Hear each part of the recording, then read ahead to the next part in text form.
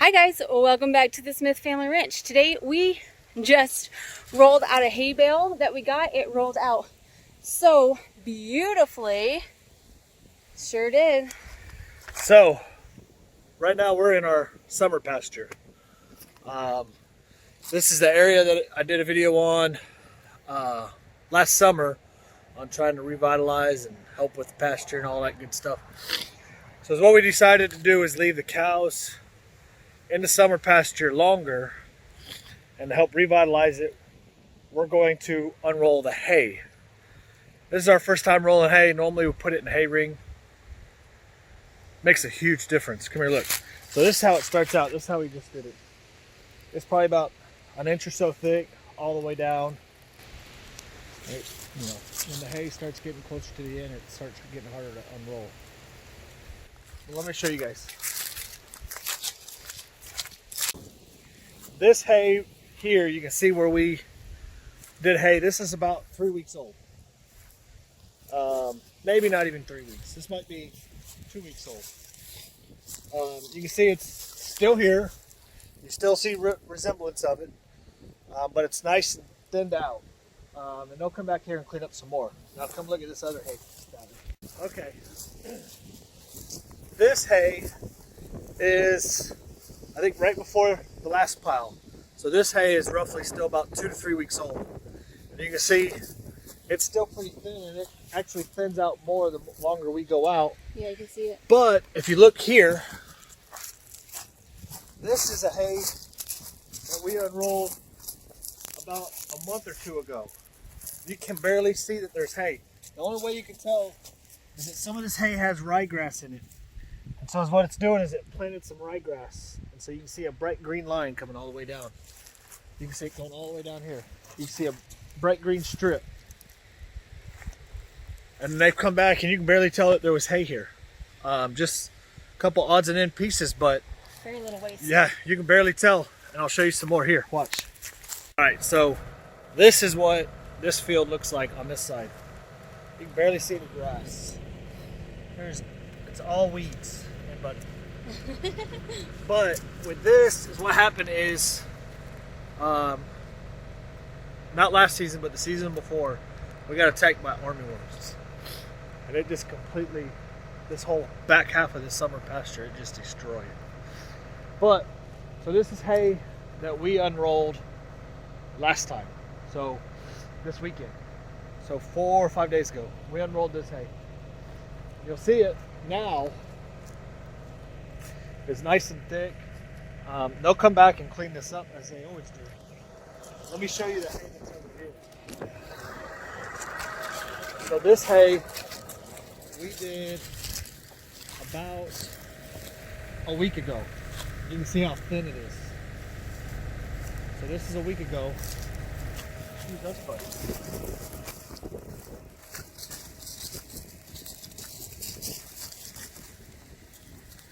And you can see, like, they're starting to clean it up all around, and they'll continue to clean it up the longer I leave them out here. But the really cool part is I'm going to show you guys somewhere where we rolled hay earlier this winter. There's absolutely no way you can almost tell we rolled hay. See, here's some that we rolled, and they've come in and cleaned up. Look, you can see the green right there. Yeah. So right here where this green is. By the tree? Yeah, come here, look. You can barely see any hay. You see stems of it. But all this was rolled out. There's absolutely zero hay. There's some hay over here too. Let's come over here. Can you tell we're a bit excited? Yeah, hopefully this really helps our pasture out. We might do one more round of hay unrolling, and by February I need them off to rest this land. I typically like my summer pasture to rest all summer long. Summer? Or all winter long. But with us wanting to redo this and make sure we have good grass for them next year, this is what we're doing. And so I'm hoping to at least get 60 days rest. So all of February and all of March. Last year we put them out here April 1st or April 2nd, one of the two. But look, you can barely see any hay here. But you can see green. Yeah, you can see the green where that's all ryegrass that's been planted. But then come check this out. I did leave. So we started initially putting out hay in a hay ring. And the cool part about this experiment is we get to see how everything progressed. And how cows act really, and their behaviors. So this hay ring we put out, I want to say October was the last time we put out a hay ring. And look at what they do, or don't do, I should say. Look how thick this pile is. If we left this here, which we don't plan on, if we left this here, it's been out here for 3 months now, almost. I think so. Almost 3 months. They haven't come back and cleaned up any of this hay. But you can see all the green spots over here. That whole section over here, we've unrolled several bales of hay over here. And you can't even tell that hay has been over here on, where am I? Right there, right? Yes. Yeah, so this right over here, you can't tell that there's hay. But look how thick this is.